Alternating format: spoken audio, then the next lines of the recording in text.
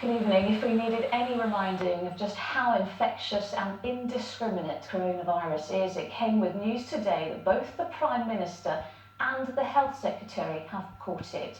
Both are said to be fine and, like many others, are now working from home. Boris Johnson was in close contact with England's Chief Medical Officer, Professor Chris Whitty, who is tonight self-isolating after coming down with symptoms. It came as the number of UK coronavirus deaths rose by 181 to 759, the highest daily increase yet. Italy recorded 919 new deaths, making a total of 9,134. That is more than any other country in the world. Italy now has almost 90,000 cases.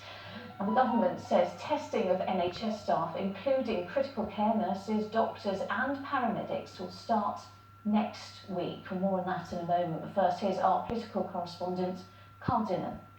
I've developed mild symptoms of the coronavirus, that's to say a temperature and a persistent cough. And on the advice of the Chief Medical Officer, I've taken a test that has come out positive.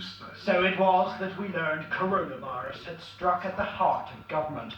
And although the Prime Minister says he is still working. But be in no doubt that I can continue, thanks to the wizardry of modern technology, to communicate with all my top team to lead the national fight back against coronavirus.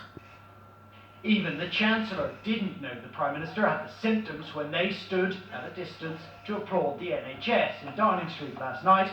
Mr Johnson had been tested by that point, but it was to be another 4 hours before he received the result. The Prime Minister was already staying in the flat above number 11 and is now self-isolating in the whole building. The Chancellor working from the safety of the Treasury. All the internal doors between numbers 10 and 11 have now been closed, with staff leaving meals or work outside those doors for the Prime Minister before all